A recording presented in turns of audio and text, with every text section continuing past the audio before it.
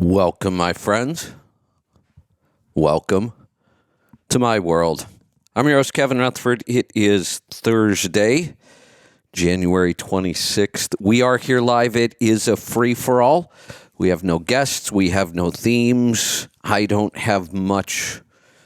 I really don't have anything to open with today that isn't the same stuff we've been talking about day in and day out. So I'd much rather take your questions.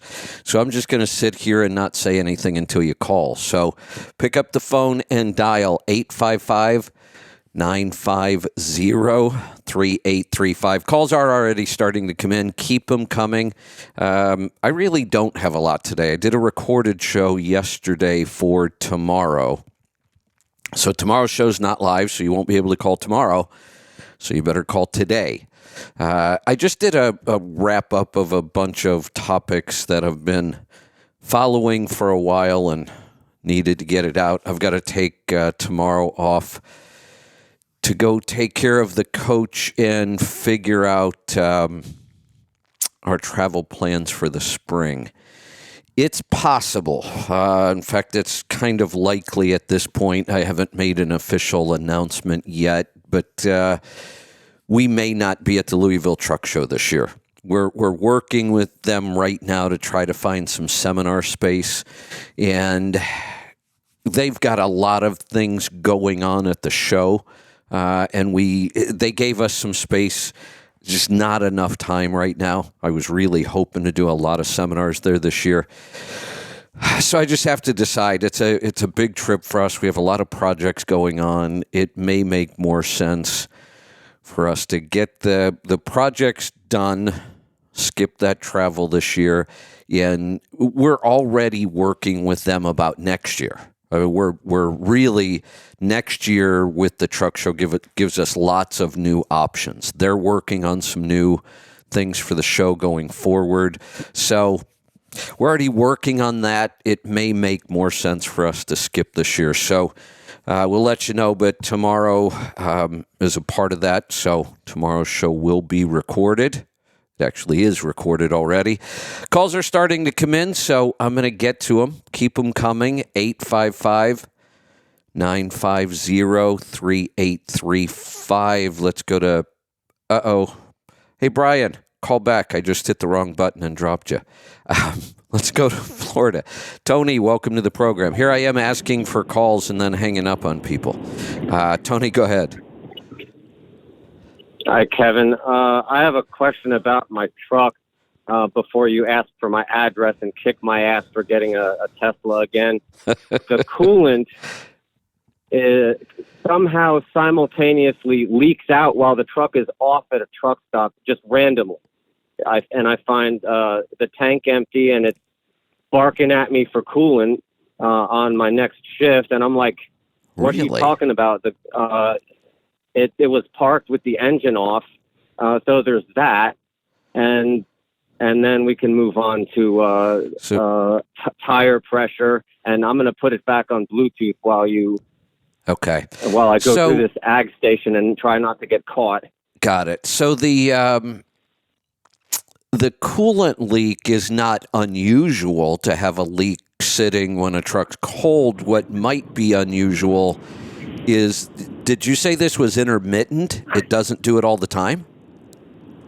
Yes, it's completely random, like once every 2 weeks, and it's usually while the truck's off.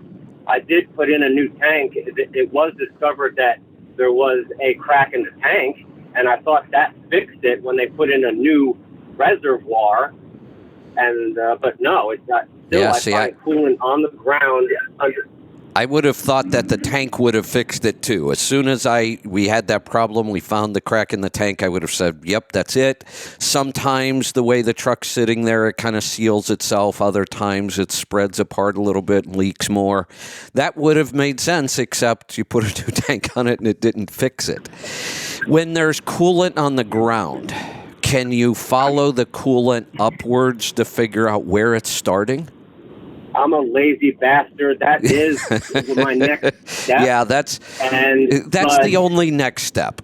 I mean, it really is. We're lucky. See, there are some coolant leaks that we can't see because they only happen when the truck's running down the road, and then by the time we stop, everything's dry, and it's really hard to find those. This shouldn't be that hard. When there's a puddle, you just start working your way up. And, get a nice bright light. Sometimes even, they make really inexpensive little cameras right now with flexible arms so you can get in behind things and look. A good bright light and a camera, and you just keep working up till you figure out where this is coming from. Don't you think this is pretty egregious that there's no leak while the truck's working? It's only when it's off. Like, wouldn't you think it'd be like climbing hills and it's screaming for coolant in the cold, but it's when it's off. So, yeah, I can believe it because, like I said, it's not uncommon. It's actually very common. I mean, this is one of the more common kind of coolant leaks when the truck's just sitting there, it leaks coolant. There are reasons. There are times where it's leaking from a place that only when it's sitting in cold does enough coolant settle into that to create the leak. When it's running and that coolant is circulating, then it's not leaking. So, yeah, this isn't that unusual. It's just, and like I said, this one's easier to find than the opposite. And okay, so before I start complaining to Joel about my 7 miles to the gallon, that it doesn't seem like this pack car can make it over. I said it would get 8 going at 60 miles an hour, but I'm starting to have to take that back. I don't think the truck is capable, and no matter how slow I go, but I'll still try it. Tire pressure. And why are they pulling me into this weigh station just because I'm on the phone with you? Damn it. Well, you're still telling me that my tire pressure, I am losing a little, because it's over 110, but it's not 120 like I usually like it. Because, again, I'm a lazy bastard, and I can't find any air hoses at the Lowe's. I left them, I'm losing a little bit of pressure. So one of the big reasons you see a lot of pressure fluctuations this time of year, low pressure, is just temperature. I mean, the tire didn't lose any air. It's just it got colder. So your pressure inside the tire goes down. I still usually like to fill them up, even when it's 0 up to 120, like it says. And I'm trusting that you guys aren't going to blow out a tire, because you always say that it doesn't, it's not high pressure, it's low pressure. Is that still true? It's always been true. It will always be true. We almost can't blow out a tire with air pressure. I think Mike Beckett said he's seen testing where that tire will go to like 300 pounds of pressure. It's the rim that would fail, which just seems really bizarre. Yeah. We have rims that are only rated for like 130 pounds. And we go beyond that. And I continue. I've tested at 140 on wide singles, and they said, well, the rim might fail. It's one of those engineering things. We know we can push the limits somewhat, but the tire itself does not fail from too much pressure. The worst that can happen from too much pressure is we could set up a weird wear pattern.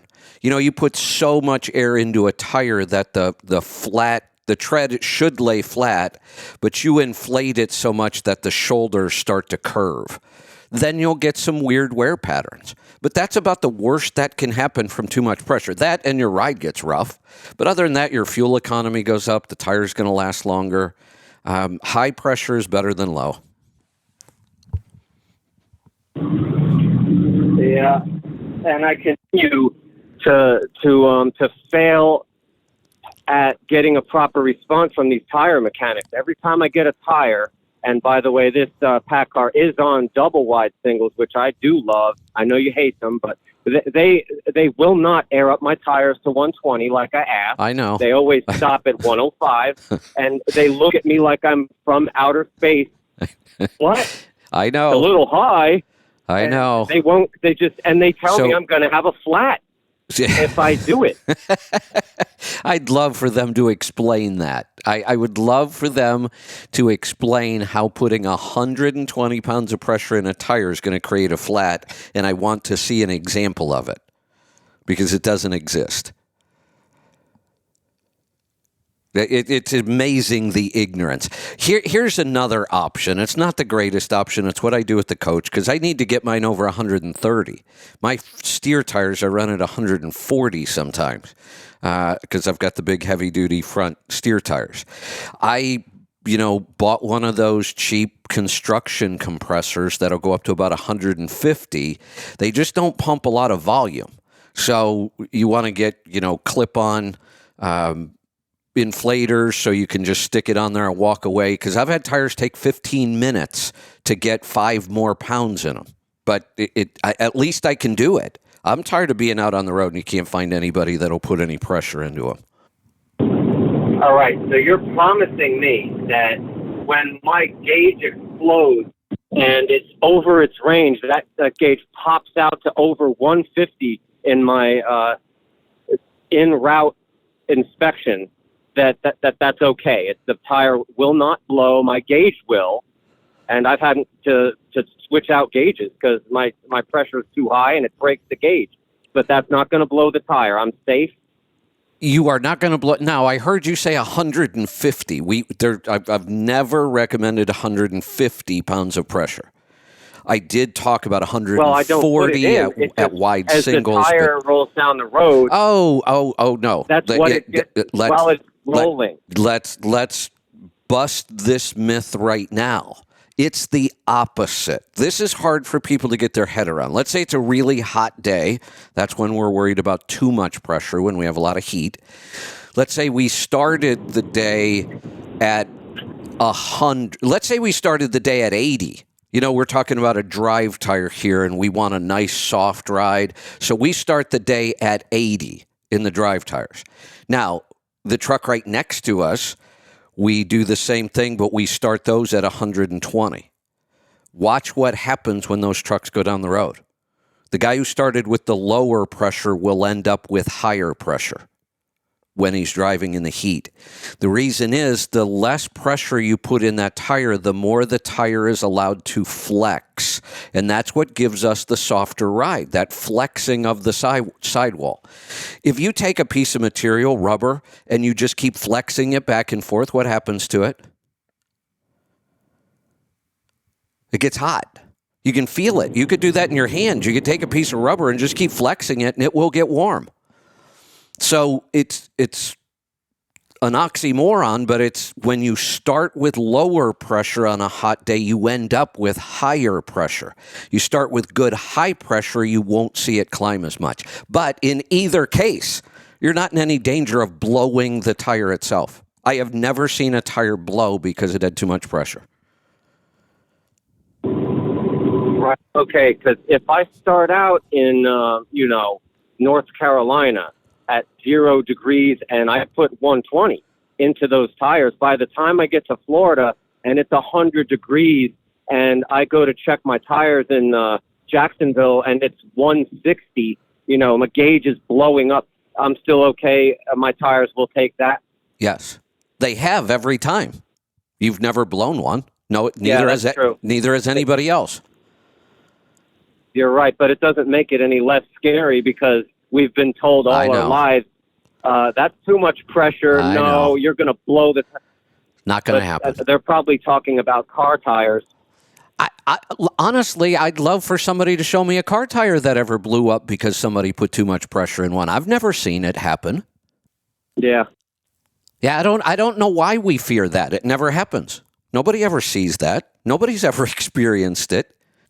Oh, yeah, my comment on Facebook about the 5% driver quality on fuel reduction, that was kind of extreme. But I see where Joel is coming from on the driver input. He called it 50%. It's off topic, but no, that's an interesting topic. For years, I said it was 30% because that was a report I saw. But later on, I saw some research where it did say 40%. We have a hard time ever seeing that in the real world, though, and maybe it's just because we don't test it enough. In a slip seat operation, it'd be nice to see some of that data if somebody would track it. But the one thing that we do know is it's getting less and less important as technology gets better. Now, they told us 20 years ago automated manual transmissions took a lot of that away. It really didn't. If we spec today's trucks right, then the driver can't have as much of an impact as they used to be able to have. So I don't know what that number is, and it's like most numbers. It's just an average anyway. On some trucks, that impact is going to be less. On some trucks, it's going to be more. I would be remiss if I didn't bring up shipper appointment schedules, because I think this whole discussion about going fast or going slow on profitability comes down to these drivers think that they can deliver early. And what if they could? Like, what if everything was first come, first serve? We've talked about that. I think that would totally change Joel's outlook on driver skill and efficiency, and we would not be going slow in that case. Am I wrong? And what can we do? Believe it or not, that? You are wrong.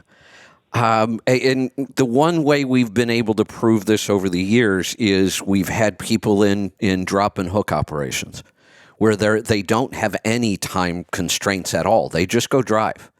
And it turns out that driving fast still doesn't get you many more miles. It just doesn't work. You never get that mathematical expectation you think you're going to get. Well, I'm going 10 more miles an hour for 10 hours every day. I should be able to get 100 more miles every day. You never do, though. Well, that'd be because of the hours of service, and that would be step 2. And I believe I do have to say that is mathematical malpractice still, because there is absolutely no way. If you can run as hard as you want, there's a reason why they put those laws into place. Well, wait a minute.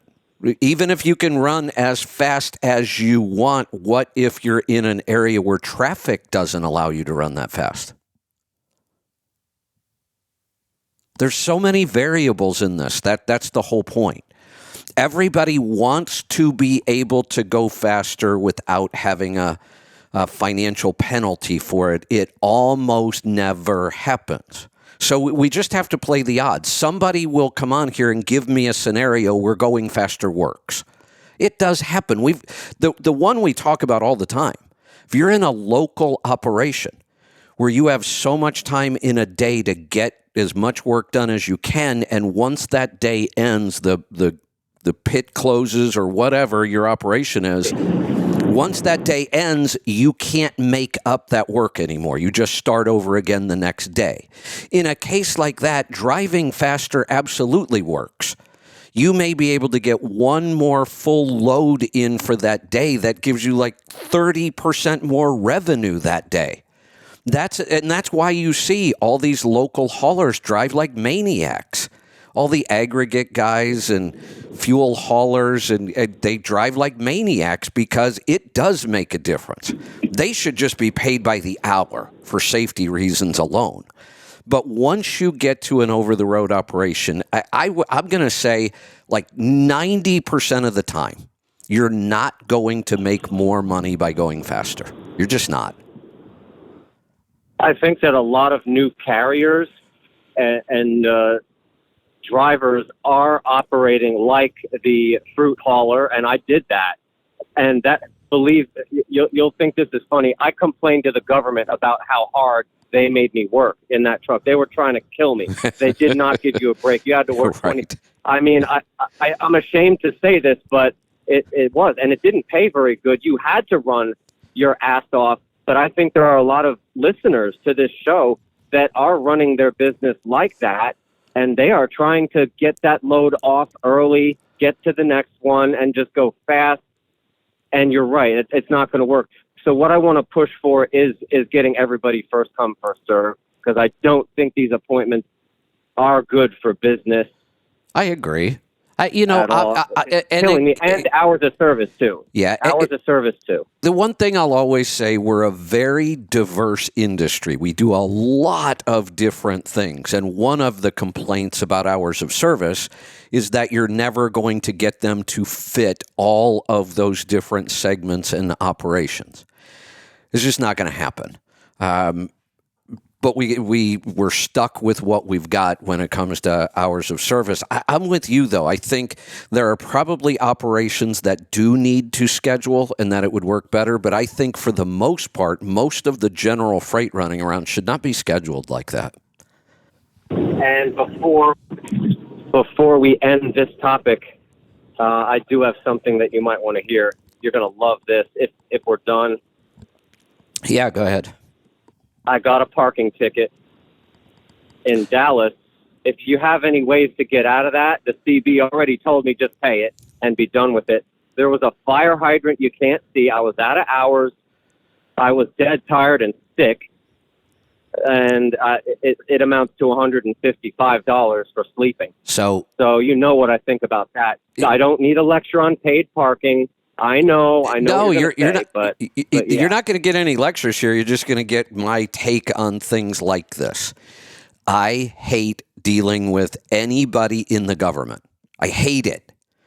So for me, $150 to not have to deal with somebody, I'm all in. Pay it, move on. Yeah, I am going to appear in court on Monday and see what happens. And they're probably gonna ask for my address, but I have to try because that what do they want me to do? Get in a wreck? I was sick. I had to blow my nose every hour. They told me to park there. It's right outside the shipper. There's no sign, and I mean, come on. No, I get it, but here's the thing that would make me insane. I take time out of my day to go get to court, which is always just a hassle, and deal with all that crap, and then find out they're not going to give me a break anyway, then I'm going to be really pissed. I would rather just pay it and move on. Yeah, I'm actually stupid enough or fortunate enough that I've found loads, and actually with C.H. Robinson back and forth that aren't that bad. Well, where maybe you can beat actually this. Be productive, yeah, and still do it. There you go. Give it a shot. See what happens. The real reason I'm doing this is to try and find a wife, but it just is all working out. Hey, Tony. Just so you know, see what I can do. Just so you know, I don't know how many. I've told this story before, but I haven't told it in a while. When we met Aaron and brought Aaron in as a partner. The way that whole thing happened was kind of funny. And I'm talking about this because you said you're doing this to look for a wife. Aaron had started, he was young, he was just out of college. Him and a partner had started a web hosting and design company. So if you wanted somebody to build you a website from scratch, you would go to them and they would do the whole thing, design, programming, all of that. They were, one of their clients was a guy who had started a website. It was a trucker's dating site, like farmersonly.com. Remember that one? The commercials used to be on all the time. This was like truckersonly.com, trucker's dating site. So Aaron is building this for this guy, and the guy dies. And he owes Aaron a bunch of money for all this work they've done, and they're a small, struggling company, and the guy dies. And his widow says, look, I don't have any money. I can't pay you. I'll give you the website. So they took the website and they were at truck shows trying to get this thing going. And that's when we met him and said, look, we have more important things for you guys to be doing in the trucking industry. So that's the backstory to how our website got started. Wow, that's amazing. Except I'm not on a trucking website. It's Pickleball Dating, and she posts where she plays. So I'm actually a beast at pickleball, so I'm going to just be going around doing that while I'm trucking and making decent money. That's impressive. I've never known anybody that was a beast at pickleball. Well, you probably could be. It's not that hard. But my VO2 stands at 40 or 51, and maintaining. There you Still go. waiting for my HRV. Got a couple questions for our man in Garmin once he comes back on different things that's on the watch, but still going for my 5-minute mile. Haven't made it yet, so that's inspiration for everybody else. Pretty close, Keep at it. but I think I'm getting old. All right. I'll try. Keep at it, and we will talk to you soon. Let's go to Pennsylvania. Brian, sorry about that. Yeah, that's okay. I don't know why everybody wants to work so hard. And, I've done local work, not the kind you're talking about where it's like a race. Well, I've done intermodal local. I guess that's, yeah. It's kind of similar. Yeah. I kind of disagree with going fast works in local.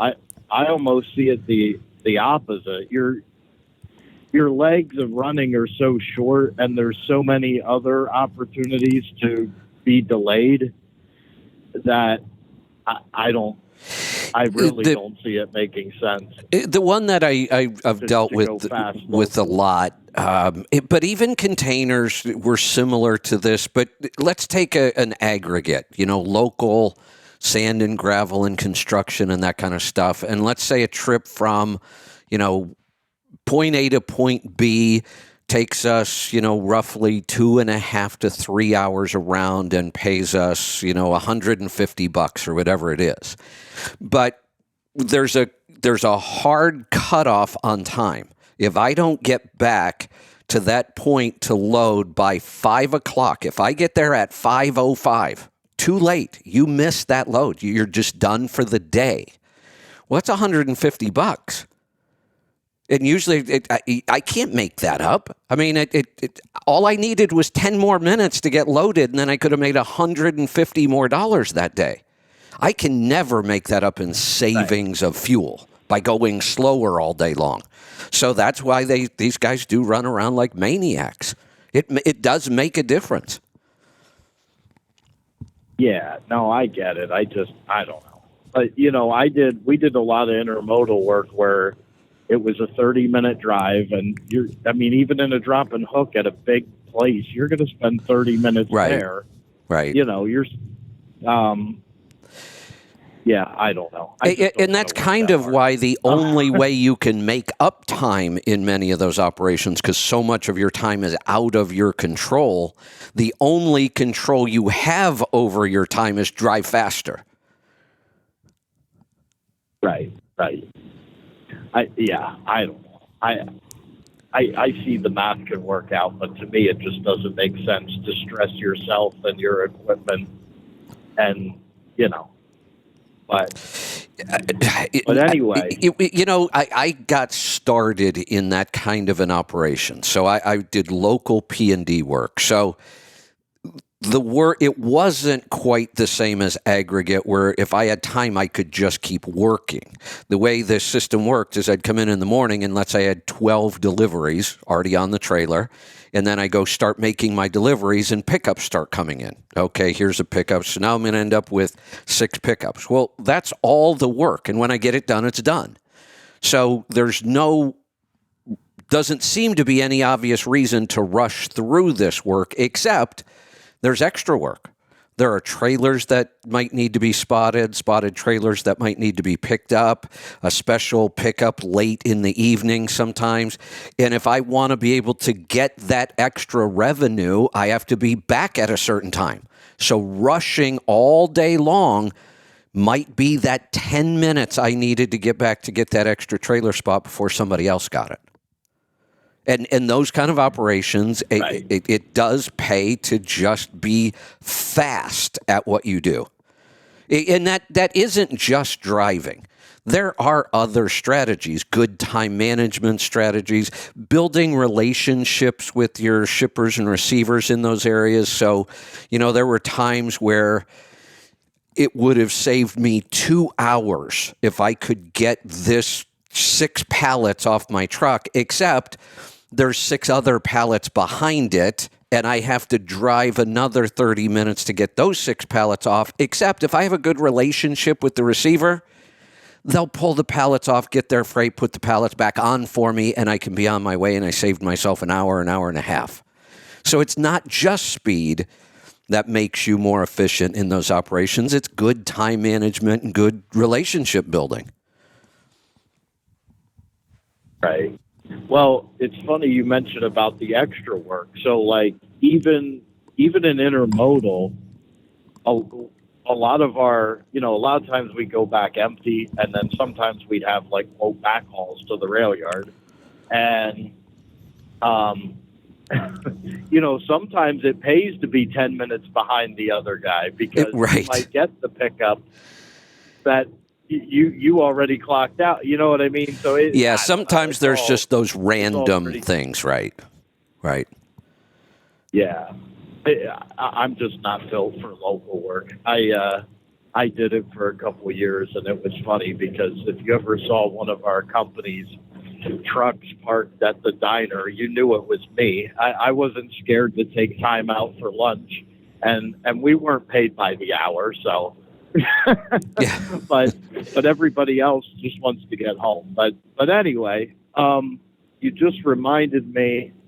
You guys were talking about tires, and I have the TST, and if I can get a good 130 cold, I mean, it's nothing for me to be over 150 going down the road,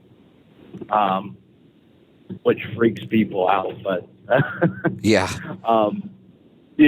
Did your Kickstarter tire pumper inflator ever show up? No, not yet. Not yet. One of these days it'll pop up either telling me they're shipping me one or telling me I lost all my money, which is fairly common on these services. I do 2 of them, Kickstarter, and there's another one I do. I always forget the name of. And I just got surprised yesterday. They're sending me out something I had paid for probably 2 years ago and forgot all about. So every now and then it happens, but I haven't seen that tire inflator yet.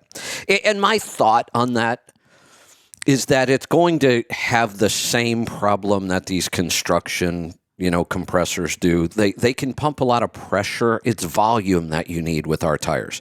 So we'll see. I have a feeling it's going to work great on a car tire. I'm just not sure if it's going to, unless you can stick it on there and go have dinner and come back. I don't know. Well, I have plenty of patience if I don't have to stand there and hold it. Yeah, me too. Right. But yeah, I mean my old truck, I had the air governor jacked up that I could get 130 in there, but this one is not. Anyway, it's not adjustable, and I can't. It's under the catwalk, so I'm too lazy to, put a different one on. But what did I actually call about? Oh, the Power Hour. You guys were talking about something that I didn't know about. I learned something. And I forget that they had a trademark name. Radiator shutters. What were they called on the old trucks? I don't know. Oh, okay. You guys were talking about them on the old. Yeah, we were talking about them. I don't remember them having any kind of a name, though. Okay, shutter something. I don't know. Anyway, I don't know if you knew, they're actually putting those on some cars these days, and it's more for aerodynamics. Right. So if you block off the grill, you'll actually, the air flows around the car instead of through the engine bay. Yeah, and on cars today, that actually is an improvement. The problem with trucks today, if we were to block off the airflow coming through the radiator, we force it under the vehicle for the most part, and the underside of a truck is just horribly ugly. We don't have good, clean aerodynamics. Most cars today do. You look under there, everything's covered and smooth, and you don't have nearly as much access to the engine that you used to have from underneath. So that works. But in a truck, if we force it under, it's just as dirty under there. So we would have to solve that problem first before radiator shutters would ever help us aerodynamically. Yeah, and I'm not saying we should put them on per se. I just, it's kind of funny how everything old becomes new. No, I think you're on the right track. If we get serious enough about aerodynamics, and if the government keeps pushing fuel mileage standards, it may happen, and they may start working on cleaning up the underside. And then if you do, then there is a strategy that says if we can keep this truck cool but close off this airflow, you do improve aerodynamics. Yep, and that's all I got. All right. That's all I need. Thanks for the call. Let's go to Missouri. Jim, welcome to the program. Hey, Kevin. I was wanting to talk to that guy, Tony. He's not thinking right. He's wanting to run 70 miles an hour, but what's his average speed for the day? It's not going to change but between 62 and 72. Yeah, and that's kind of the... That's where they make up their time. Yeah, that's the concept I try to explain, but it's really hard. Everybody makes it just a pure math problem. Like I said, if I can drive 10 miles an hour faster, that means I get 10 more miles every hour I drive, and it never works out that way. No, they have to start driving immediately at 70 miles an hour and drive for 10 hours and stop. And that's when they get 10 miles per hour more. Yeah, and doesn't happen that way. When you try to explain the differential, if my top speed is 80 miles an hour or my top speed is 60 miles an hour, the differential between my top speed and my average speed gets much, much smaller as I slow down. The faster if I could go drive 100, that differential would get even bigger, because every time I have to slow down to 60 because of traffic or a traffic light, or any time I have to slow down or stop, my differential starts growing. Yeah. The average speed, between 62 and 72 is like 5 miles an hour. Yeah. I did that for a month trying that out, and you're not going to make it up. And I can drive 62 and get near 700 miles a day. Yeah, without any trouble. It's just setting my ass in that seat and here's the other mathematical mistake they make. They say, but if I can get 10 more miles, then I make X amount of dollars more. And if I slow down, my fuel savings are only Y. And they say, look, I made more than I saved. No, you didn't, because you don't get to keep gross revenue. There are lots of expenses that have to come out of it. So you only get to keep a percentage of the revenue, but the fuel savings you get 100% of. That's another mathematical error they make, and trying to explain that to them gets difficult. Yeah. It's not simple math. It's complicated. You know, the government is trying to pull this mathematical issue right now. They're talking about the fair tax, which I love. McCarthy actually brought up the fair tax on the House floor. So the progressives, the liberals, the Democrats are all screaming every day. Biden's posting, Schumer's posting, Pelosi, all of them. Oh my God, the Republicans are trying to put a 30% tax on you, sales tax. Well, first off, yes, but they're getting rid of all the other taxes you don't ever talk about. You're scaring people, saying they're just going to add this tax. Well, that's ignorant. Yeah. The other thing is, though, it's not 30%, it's 23%. And they play a mathematical game to say that it's 30, and trying to explain the math to somebody is really difficult. So they keep hearing this 30% number, and that's false. It's a 23% sales tax. Well, the Democrats want that complicated formula so they can get more money. Exactly. That's why our taxes are so complicated, and they don't want a fair tax, because that takes away a lot of their power. away a lot of their loopholes too. Yes. Yeah, that's where they get their power from, by going to lobbyists and saying, you give me a bunch of money and I'll go push for this law that really benefits your tax situation. Yeah. Well, that's all I had. It's simple, it's complicated math, but but it works. You have to sit down and try it for a month. Yeah, it works. Yeah, and that's a good piece of advice. Don't take our word for it, but don't believe your own calculations either. Try it for a month. Give it a real effort and watch what happens. Let's go to Pennsylvania this time. Wade, welcome to the program. Hey, Kev. Good to talk to you.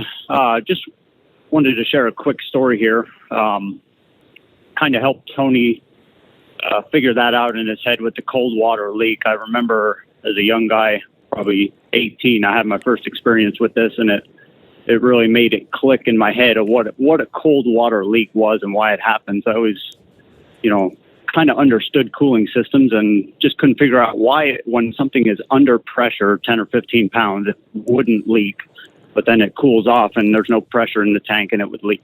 Yeah. We had a big waste oil burner in the shop in the garage that I was working in at the time. And I was kind of responsible for it, maintain, make sure it was on, running and stuff. And one night I filled the oil tank inside the room that was always at room temperature. It filled off of a much larger tank, the storage tank up on top of the roof. So when you brought that cold oil down into the tank inside the room, it would always mess with the pressure on the furnace. So sometimes it would actually shut the furnace off because the oil was too thick to actually draw it into the furnace to burn it. Yeah. So one night I filled this waste oil tank inside the room with oil and went home for the night. I came back in the next morning and I thought, oh no, this furnace had shut off over the night. And the room was flooded with water. I mean, it was everywhere. It was all over the floor. It was, deep enough that it actually splashed around when you when you walked in the room. And I went running over to the shop. I'm like, guys, I screwed up. I let this furnace turn off, and it must have froze overnight and broke a pipe. So they come over and they start laughing. They're like, no, it's all right. Just turn it back on. Yeah. So they actually took the time to explain it to me what was going on. All of the little nipples that, connect all the piping. And it had massive, like 2.5 inch or 3 inch piping that took water into this furnace and back out. Right. And it was just, they said that those fittings shrink that much from their room temperature size to the size when they're 30 degrees or, say at the time they probably were 40 degrees. They shrink that much that they'll actually allow water to get through the threads of the pipe and out, out of the pipe. Yeah. And that made it click, expanding it to such a large size and seeing the amount of water that was on the ground, it instantly, that solved, that kind of made it make sense for me. No, you're right. That the idea of when we heat something up, it expands. And when we cool something down, it contracts is part of what creates this. When the materials, whether it's plastic, metal, whatever we've got, when they shrink, that's when they're cold, that allows for a leak. But now get all those components hot and they expand and actually seal off the leak. Yeah, that's how this was. I mean, this had a leak on it from one of the pipes right above the furnace. It was leaking that bad that it was a steady stream of water coming out. I mean, it wasn't 100% steady, but it was almost a steady stream. Right. And sure enough, you got it up. I mean, it was warm to the point where I could still put my hand on that pipe, but it wasn't cold anymore, and that leak was gone. And I was like, well, there you go. There you go. Yeah. So then it makes sense. Yep, that's all I had. All right, great stuff. Yeah, that helps to explain it. It's the expansion of all the materials when they're hot that can sometimes seal those things off. Let's go to Oklahoma. Paul, welcome to the program. Hey, I've also got phone lines open. I'm not sure what just happened. I just looked up. We're on our last call. So if you want to jump in, 855-950-3835. I've got about Oh, no. I've got plenty of time left.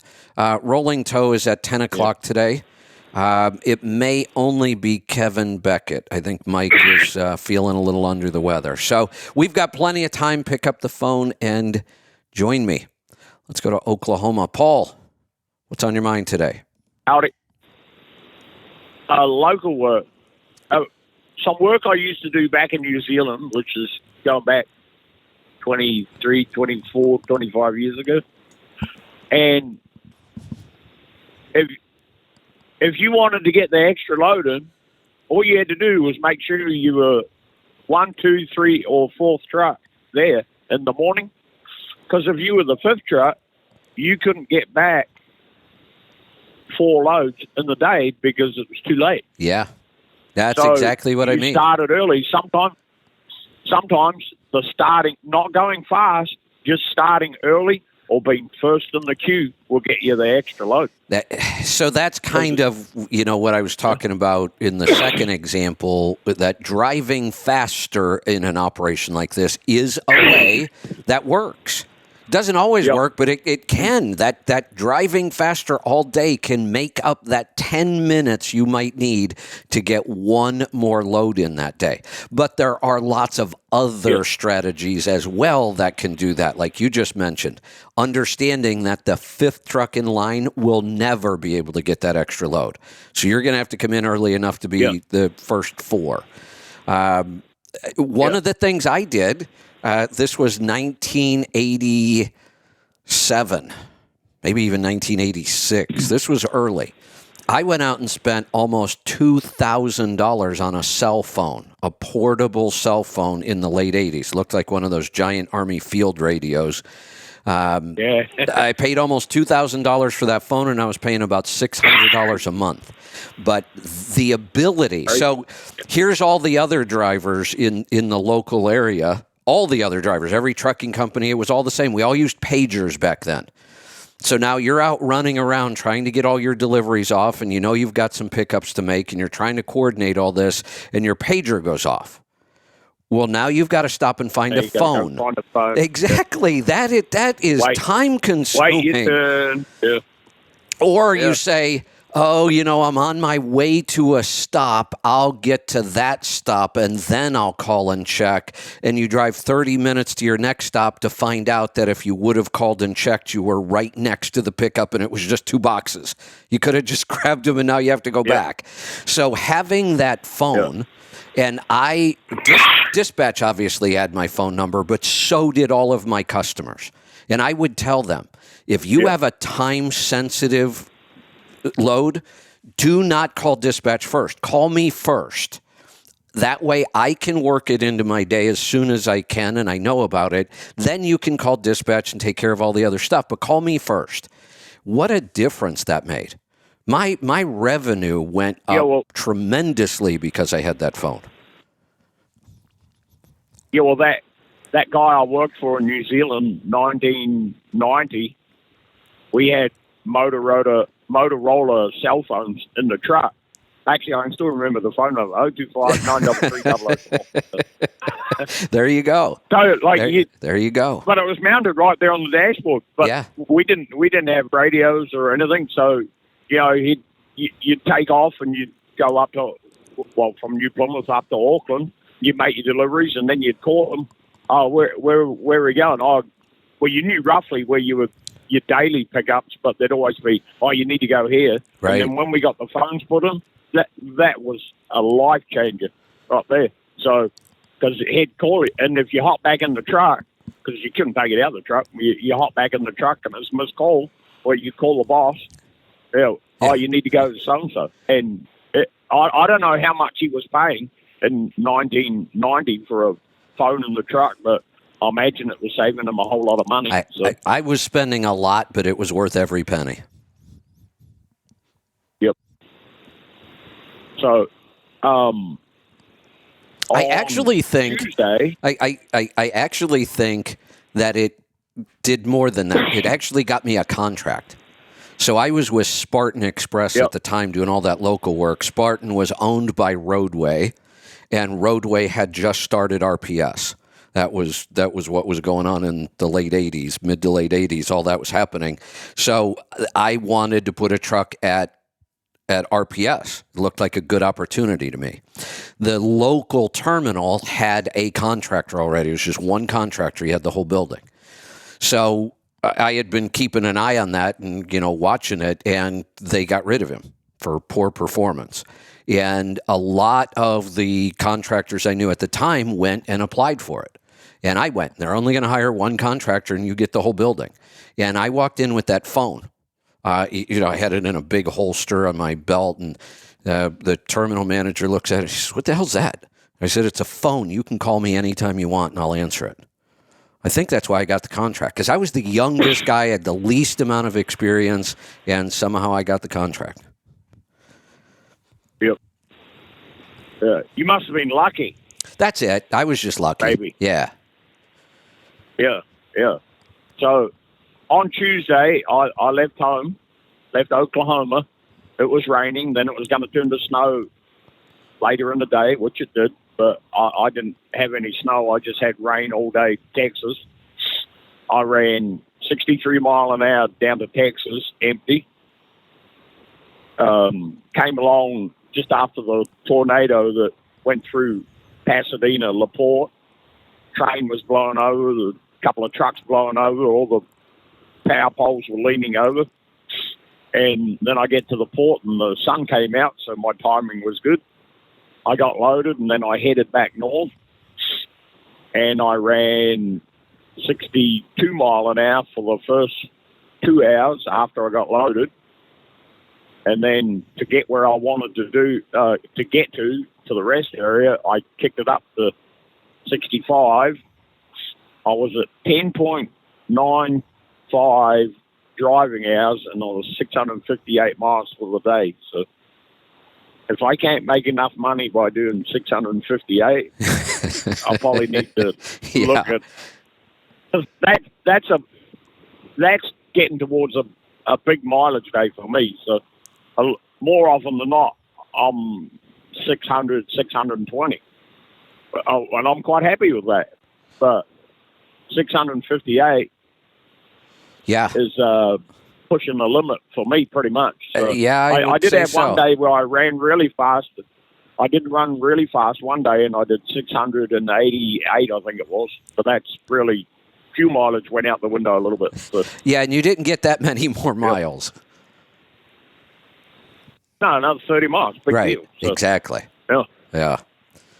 So, there you have it. Okay, all right. I'll let you carry on. Good stuff. Thanks for the call. Right. Let's go to California this time. Dave, welcome to the program. Hey, Kevin, how you doing? Good. What can I help you with today? Kevin, I'm calling in again. I've called you about my niece, having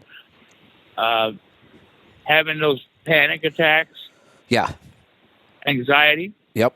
Well, I didn't quite, because I tune into your show like 3 minutes before you start, and I heard this lady on there, and she was like crying and fed up with it, that she had anxiety. So I have an update on that call. Lauren and I we're doing a one-on-one together with Erin. Erin was the one that made that call. Her anxiety attacks were debilitating. She wasn't functioning. Like you said, she was crying when she called. She was struggling that much with it. We're working on almost exclusively supplements right now. We don't have her doing much of the stress protocol. I have her do some breathing once in a while if she feels like it, but I don't want her pushing the physical stress protocol right now, because that wouldn't work. We would actually end up making things worse. Sometimes when you're too far into this, we've got to be a little more careful about how we work our way out. So we're only working with supplements and adaptogens right now. And when we got on the phone with her, she was kind of crying again, but they were happy tears. 7 solid days with almost no symptoms. Wow. So, the reason when I heard that is because my niece will go to the grocery store. My brother told me, and she will not get out of the car because she's so scared sometimes. Yeah, it's awful. It's debilitating. It changes people's lives, and it's awful. The good news is we can fix it. It's metabolic. It's gut. It's the same. We're dealing with all the same issues we deal with if somebody says, I have fatty liver. What am I going to do? I've got type 2 diabetes. What am I going to do? Now, if they say I have anxiety, we're going to do the same thing. This is about nutrients, nothing else. This is about diet. And we are really encouraged with some of the supplements that are working. The adaptogens are powerful, but we have a probiotic now that is just for mood. We've talked about the yogurt, the oxytocin increases and starts to balance out a lot of these things. This is all nutrition. I believe it, Kevin, and I can't wait. I'll listen for her again, and because it makes me feel really bad to see her like that. And you don't think it would have anything to do with the vaccine? Now, see, that I don't know. I wish I did know. I wish we were more open and transparent about all of this so we could figure these things out. We can't rule it out, but let's say it is. Let's say even somebody could prove to us that it was. Well, if they could tell us why, what did it cause, then we could start to figure out how to counteract that. All we can do now is say, yeah, it could play a big role in this. We don't know. Let's do all the right things and see what happens. Let's get the proper nutrition in. Let's use the right supplements. When it's time, let's work in the physical stress protocols. That's all we can do. And I'm with you. There probably is part of this, but until we can get some data on, yes, it is, and here's why, and here's what caused it, there's not much we can do except do all the right stuff. Right. Because now she tells me, well, the doctor said I have POTS, POTS. Okay. What does he want to do with that? SSRI, and now the speed. Wait a minute. Wait. What do you call it? Why is he doing? Oh, he's doing an SSRI for the anxiety. That's what the SSRI is for. Uh-huh. What does he want to do about the POTS? POTS, I guess her blood pressure goes down too low. Is that the problem with her? Yeah, and it's not random. It happens when you stand up. We actually do a test like this. If I have a client in person, what we can do is we can have them lay down. There's a very specific way you do this. You have to use a traditional blood pressure cuff and a stethoscope, and you have to know how to take blood pressure. You have them lay down. You take their blood pressure. You leave the cuff on them, and you have them stand up really quickly. And we check the blood pressure. For a healthy person, their blood pressure should shoot up. That's your body compensating for that motion, and by shooting your blood pressure up, you won't get dizzy. But if your adrenals are weak, if you are overstressed, which obviously she is, then the opposite happens. When you stand up fast, your adrenals give out, and your blood pressure drops, and you get dizzy. That's what's happening. They will treat that with some sort of a drug or whatever, and we're saying, no, this is just nutrition and lifestyle and stress, and we can fix this without drugs. And it makes sense that it makes sense that she has POTS. Her adrenals are shot. Oh, and that's from diet. Absolutely. Absolutely. This is all diet related. It's not dangerous in the immediate sense that she's going to die or anything like that, but it's an indication that she is extremely unhealthy. and it will just continue to get worse. All of the conditions that got her here, if we don't change them, she's probably within a year or two will have some sort of rampant autoimmune condition. She's going to go through, she's going to have digestive issues. She'll go through all that same stuff, and it will be a struggle, and doctors will keep trying different drugs. And instead, we could completely turn this around and fix all of it, and it really is just diet. I mean, a little bit of lifestyle, but not much. It's 90% diet. I think you're right, Kevin. Yeah, once I heard her say that the doctor wants an SSRI, I told her I warned her that stuff is very addicting. Not only that, be very careful with that stuff. There is some evidence, and this is really scary. There's some evidence that taking SSRIs one time changes your brain. These drugs really, this is another group of drugs like statins. They almost shouldn't exist. They have almost no use at all. Yeah, that's why I'm really concerned about it. I don't want her to be like that. It's all diet. I thank you very much, Kevin, and I'll wait for the update. You're welcome. Yeah, we will be. I think we've got another consult with Aaron coming up in a couple weeks. I'm not sure if we've scheduled that yet or not, but we will definitely be updating that.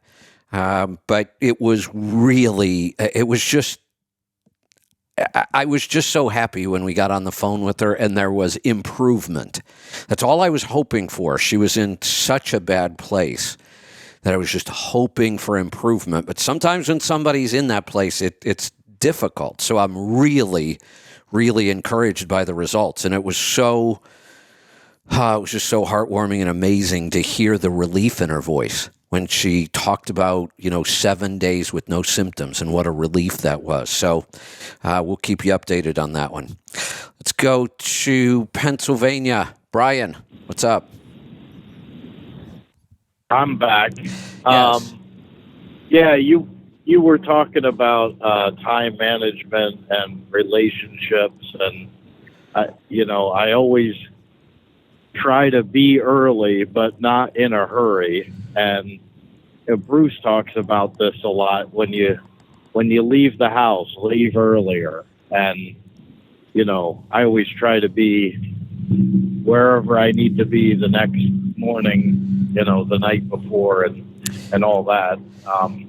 I agree with that, and that may be a bigger thing than most people think. One of in business, when you're talking about business meetings and sales calls and things like that, it's a little different. You're talking about smaller amounts of time, but the one phrase that I had heard early on in business, and I liked it, so I kind of picked it up and stuck with it, was, let me see if I can get this right. I haven't said it in a long time. On time is late and 10 minutes early is on time. There you go. And now in trucking, you can expand that out to a bigger, an hour earlier, 4 hours earlier, whatever. But the idea that even if you have an appointment, if you walk in the door on the minute of your appointment, you're late. That's not really how business works. Be 10 minutes early. Yeah. And that's counter to my personality. Me too. Me too. I'm a procrastinator, and I'm always late to anything social. But with trucking, I force myself to be early, but not in a hurry. Yeah, I'm not. It's not that I'm chronically late. I'm not really. I'm more chronically early than anything. But what can happen with me? Just like I say every day, I can't tell you what date it is until I look at my watch, and I just said it 24 hours earlier, and I say it every day, and yet tomorrow I'll forget what day it is, and I'll have to look at my watch. I just don't, a lot of times I'm just not aware what month it is, what day it is, what time it is. I don't like schedules. I don't like rules. So for me, it's more of I'm just not aware of it, but that's easy to make up. We have watches and smartphones and alarms, and that's an easy problem to solve.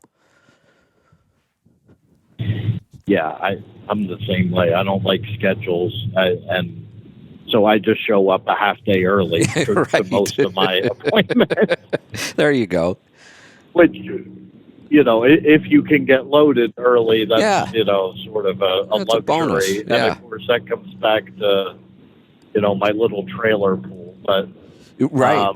And but I had a relationships. story about right, and definitely. And I do have a story about relationships in a local operation. When I did do intermodal as a company driver, we had a very complicated, convoluted pay scale, and we got paid almost twice as much for a live load as a drop and hook because of the, you're doing local, so obviously it's a big difference in time. The time, yeah. So we had this, and our boss was in on this, so there's a relationship, a little bit of nepotism there. We had this one customer where they would get, some days they would get like 5 deliveries, and they were live unloads. They didn't have a yard or a trailer pool that we could officially use. Everything was booked as a live load. But due to our relationship with them as well at a local level, what they allowed us to do, and really they liked us to do, because it took some pressure off of them, is they would give one driver 5 of these live loads, and they were scheduled like an hour apart. You couldn't actually, make the appointments if you were doing it the way you were supposed to. But what we would do is we would bring the first one, drop it, bobtail back to the yard, the rail yard, grab the next one, drop it, pick up the empty from the first one, and so on and so forth. And then you'd end up making an extra round trip. But we got paid hub miles, so that didn't matter. That was a bonus. Right.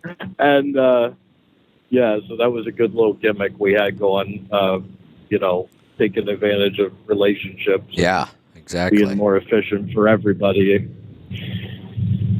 So that was it. All right. Good stuff. Calls are exploding on me here. I better get to some calls. I'll keep taking them as long as we have them, or until about 10 minutes to 10 o'clock, and then we'll wrap this up and head on into Rolling Toe. But for now, let's go to South Carolina. Terrence, welcome to the program. What's up, Kev? I got a couple of things. That cold weather leak, I got a real good one. And this also relates to what Paul does, car hauling. So I got a brand new truck. I leave out of Newark, New Jersey. I load up Jaguars. I'm going up to Minneapolis. I get into Wisconsin. Second day I go to sleep because you can only do that. Drive that much. Get up in the morning. It's minus 44 degrees. Oh. So I get up to the dealership.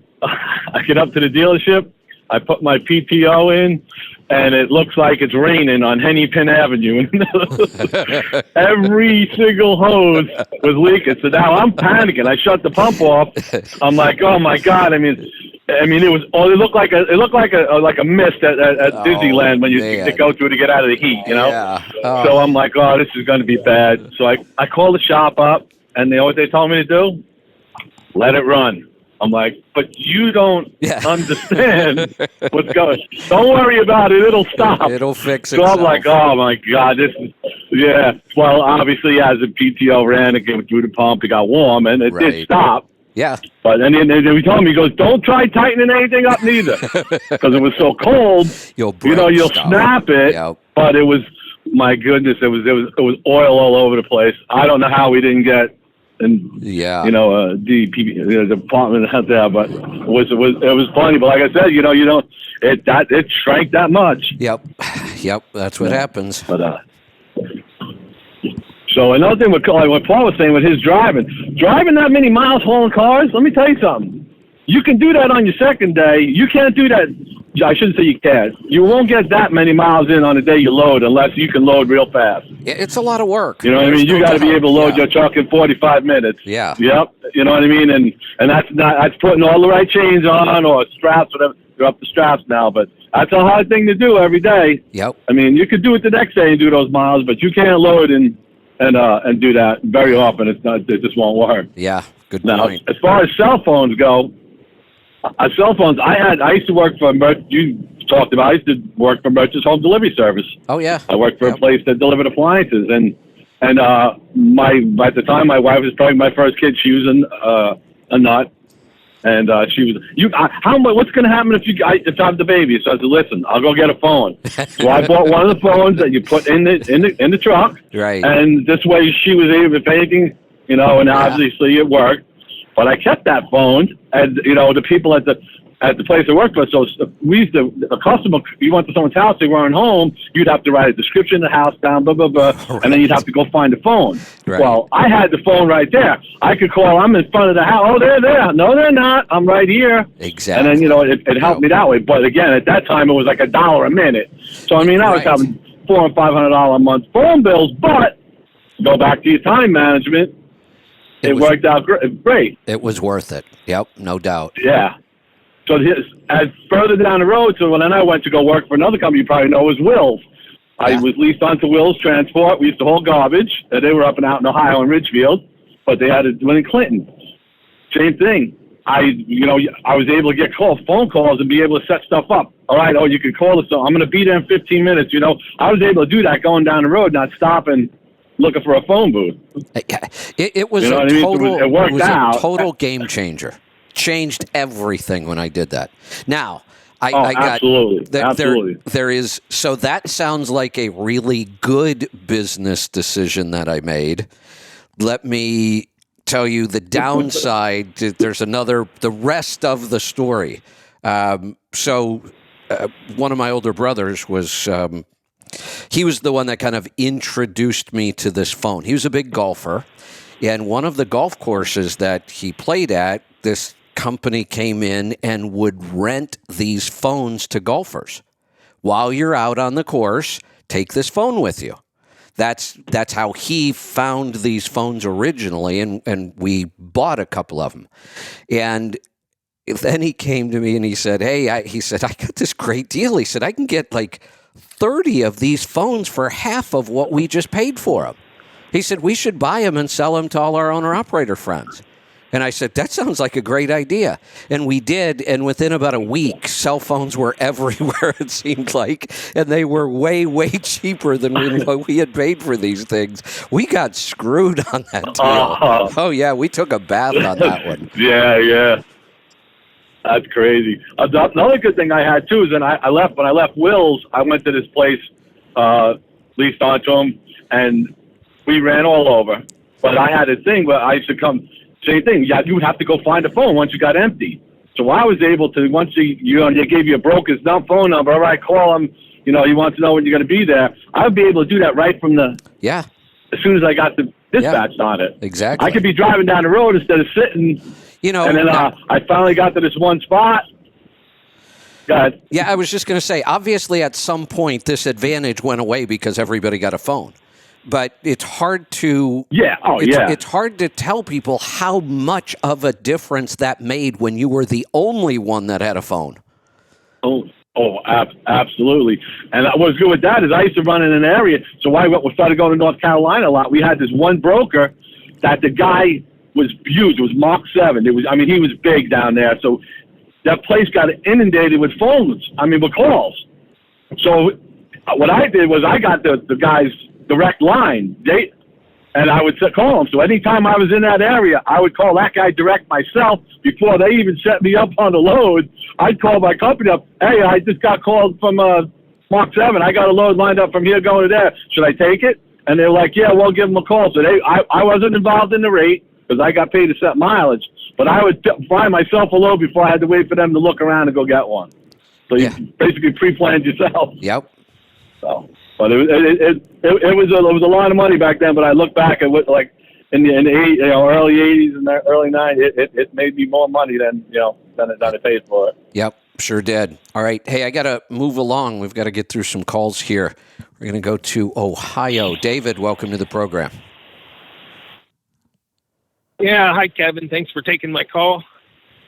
The question I have is on the talk last Friday that Joel on that data with the fuel gauges app. Yeah. I'm not seeing anywhere where you can even put in what engine your vehicle has. I just have the only reason I even got my year is by in the title of my vehicle. Because the year and the selection dropped down for the year, I can't even pick one newer than 2016. What am I missing? So let me think of the best way to describe. So there are different ways of accessing our software. Like we have to write a program that works in a web browser on a computer or a web browser on an iPad or even a web browser on a phone. That's one way to access it. Then you can access it with an app, not a web browser. And then those apps, we have to program one for iPhones and we have to program for everything that's not an iPhone.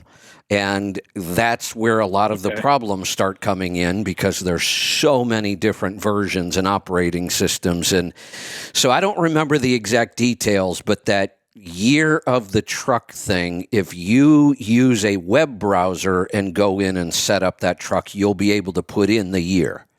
That's a bug on just certain devices that you can't do that year. It only goes up to 2016 or something. That's a bug on certain devices. So if you're having some functionality issues, you think it should do something, but it's not, you could either call our Tribe Care team and they'll help you with it, or go try it on a computer with a browser and see if you can get the functionality then. All right. Well, I'll try that. Appreciate it. You're welcome. Thanks for the call. Thank you. We are working on a new app, both fuel gauges and profit gauges. That's one of the projects I talk about that we're working our way through. Just a lot of work. Let's go to Minnesota. Jackie, welcome. Hi, Kevin. Well, great to have you back. I haven't heard from you in a while. Yeah, well, like I was telling Angie, there's like one day that I can call that I might actually hold my signal. Otherwise, I'm kind of out in the boondock. You are out in the you're out in the wilderness most of the time. Yep, I love it though. Well, good to hear from you. What's on your mind today? That's what I called for. Us more in the work less category. That's right. So I worked for. We heard from Matt on his numbers for last year. He did like 150 some thousand miles. How many did you do? 58,000. I'm not even sure if that qualifies for part-time, Jackie. Come on. It doesn't. It actually works out less than 5 months out of the year. I work 4 days, and then I'm home for 10 days. Wow. And then every once in a while, I actually get a little more time. Like over Christmas, I was off for 3 weeks because the plant was closed, for 2 weeks there, and then they got to get caught up a little bit. So, yeah it's... But I've been doing this almost 11 years. I was just about to say that when we talked to Matt and we talk about this isn't one thing. This didn't happen in 1 year. This is years of working on your expenses, working on numbers, building relationships, all those things we talk about. And the longer you do it, the better things get. And here are two great examples. Both of you two did all of this stuff. Matt did it to one extreme and you did it to another. Matt did it to 150 some thousand miles with one driver and incredible amounts of revenue. You did it with 50 some thousand miles in a year, like I said, which is barely part-time. Your revenue and your net is still incredible, though. I mean, your numbers are really impressive. You just did kind of the opposite of what Matt did. You kind of said, how little can I work and pay the bills and be happy?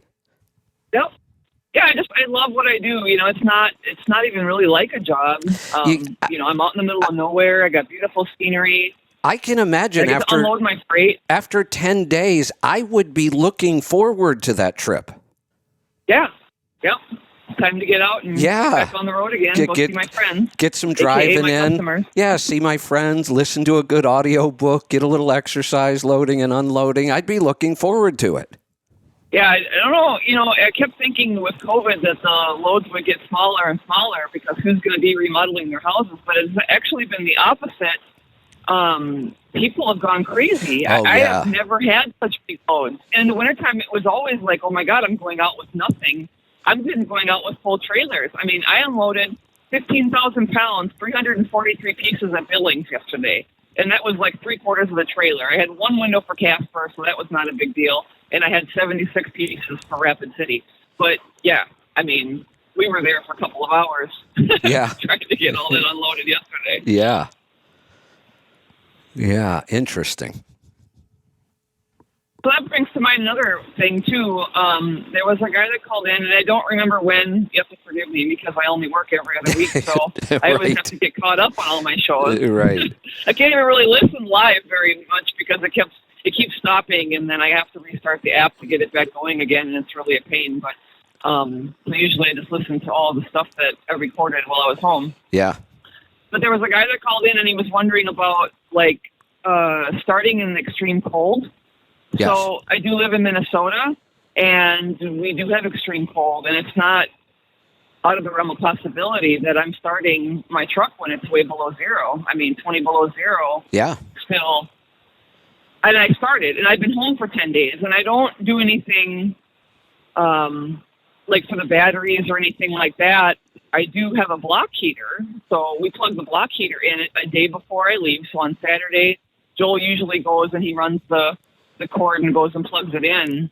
So, 24 hours, the block heater's on, but that's it. And my batteries are almost 7 years old now. Wow. But they're still really good every time we tested them. We tested them over the summer, and they were still over 900. That's incredible. each. Yeah. They're Thermo King Eon batteries. They're pretty expensive right off the bat. They were like $400 and something a piece, but they had a 4-year warranty. I don't think they do that anymore. Somebody told me it was only 2 years now, but I don't know. If you took almost 7. If you took a traditional lead acid battery and put it through what you do, it runs for 4 days, it sits for 10, they wouldn't make it a year. 18 months tops. No. I used to not make it a year as it was when I ran, and I lived in the truck full time, and I was always having either the truck running or the tri-pack or whatever. Yeah. I could never get time out of a lead acid battery. I don't know. These AGMs, though, they're awesome. That's excellent. So, I don't have any issues, and I just use the FPPF fuel treatment. I use one bottle when it's below 30, and I use 2 bottles when it's below 0. And that stuff, it's a little tiny bottle, but I tell you, it packs a big wall up. Yeah. So how many miles are on your truck now? I just went over 2 million. Wow. I think just before the end of the year. So that's the truck awesome. Got 2 million. How many of those miles did you put on? Almost all of them. When I got the truck, it had 228,000 on it. Wow. And I got it in February of 2002. So coming the end of February this year, I will have been driving this truck 21 years. It's incredible. Oh. Incredible. Oh, that's another thing. Let me ask you a quick tax question while I have you. Okay. Talking about the age of my truck. So I am replacing my frame rails. They're getting pretty rusted, and I don't want anything to do with the new truck. The only thing I want to do is to keep this truck on the road as long as I can. So I'm replacing the frame rails. The estimate is $34,000.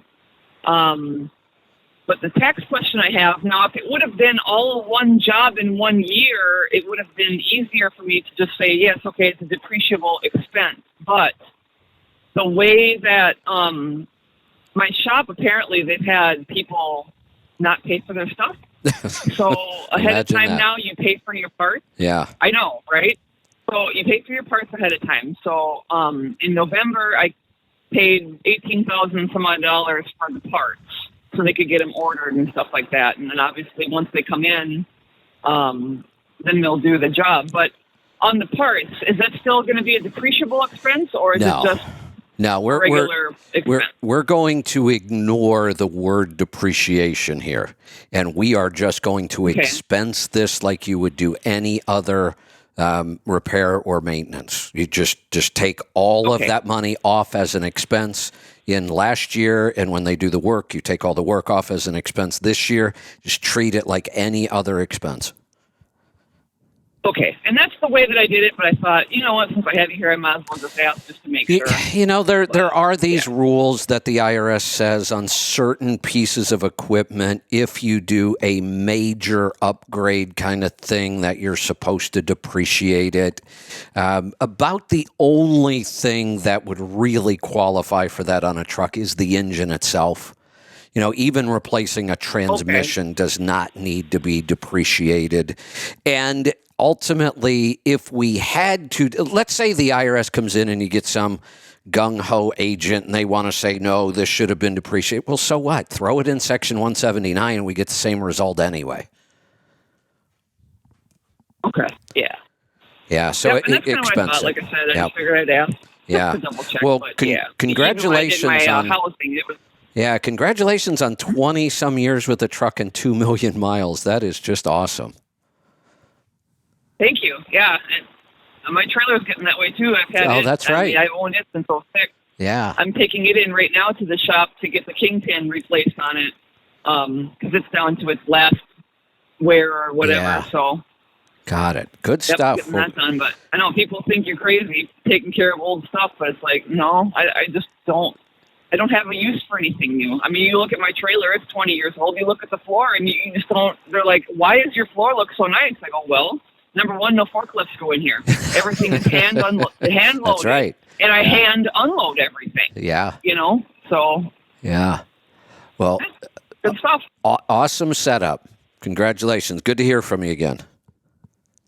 Yep, good to talk to you, Kevin. All right. Have a great weekend. Let's go to Texas. Fred, welcome to the program. Hey, Kevin. Good afternoon again. What's on your mind today? You know, I grew up like you. I was around trucks at a young age, and we did a lot of work. This was when containerized freight, drayage freight, intermodal, was just breaking into taking over the overseas cargo coming in and going out. So there was a lot of loose freight at the New York harbors, and that's how I grew up going into the New York City. New York City had a lot of waterfront piers for trucking at the time. Yeah. And yeah, they did. You know, and it was just kind of routine. Every time you went to a pier, when you hand your paperwork in, you'd hand $2, $3, or $5 bill with it, and they would get you in and out. Right. You know, and that was it was expected. And then you paid the forklift operator, you paid the checker, and everyone took a little, not much, $1 here, $2 there. But in the 70s, that meant a lot. Yeah, it did. You know, so being schooled that way and brought up in this business that way, I always carried cash on me. And that's got me in and out of situations because time is money, and people don't realize how valuable your time is in life in general, but especially in this business. Yeah. Yeah, very good point. You know, so people think you're lucky. People think you're lucky, and no, sometimes if you throw someone a $5 bill or a $10 bill, or now with inflation, maybe a $20 bill, you can get in and out and save yourself hours of your day. And just think, for a $20 bill, how much 5 hours of your time is worth. You know, I've talked about this in the past. I wrote about it in my book, and this concept can be used in so many different ways. Doesn't always have to be cash. You know, I've said many times, find a good shop, build a relationship, and part of building that relationship at your shop is showing up one day at 11 o'clock in the morning with 6 large pizzas for the whole crew. Stuff like that. You know, Exactly. What a difference that kind of stuff can make. You know, I watch, I'll hang out at the shop that I had built a relationship in, for years, and I'll sit there and watch, and you'll see these guys come screaming in the front door, "You got to get on my truck. It's broke. I'm losing my," and that's how they approach this, and they wonder why they're struggling. On the other hand, when I show up, I don't care how much of a hurry I am in or how desperate I am. I never let them know that. I don't come screaming in the door. You got to help me. Don't do that. That nobody wants to. I know. Nobody reacts well to that. So no matter how urgent everything is, just slow down, take a deep breath, and if you take the time to build the relationships ahead of time, these times won't be so stressful. Right. Well, I'm going to give you a real-world scenario that happened just yesterday. That's why it's on my mind. So after I talked to you and Lauren yesterday, I was looking to get the inside of my tank cleaned out to go load the oil I did. You know, you need to wash the inside of the tank out before you put a different product on it. Yeah. So when I got down to the port, like Paul was saying, they had some treacherous storms and everything had no power. So the places I usually go to, they were closed. They had no power. Yeah. So I went into a different tank wash, never been there before, on the other side of the channel there in Houston. And I walk in and they're swamped. And I said to the guy, he says, "What can I do for you?" I said, "Well," I says, "I'm at your mercy." I said, "I have a 4 o'clock loading time and everybody has no power. So you're my man today." I said, "So I know you're busy. Do what you can, but I would love it if you can get me in and out." So he said, "How are you paying?" I said, "I'm going to pay with a card because I don't have an account there." He said, "I'm going to take you up to the office." So on the way up to the office, I said, "What if I throw you a couple of dollars? You think you can move me up in line?" He says, "I don't know." So we went in the office. I paid the girl behind the desk, and we came back out to his pickup truck driving back, and I gave him a $20 bill. And I said, "Here, this is for you for lunch." And he let me out by my truck, and I had dropped the trailer. All of a sudden, I see the switcher pulling into my trailer and backing it into the tank wash. I was out of there in an hour. Wow. Yep.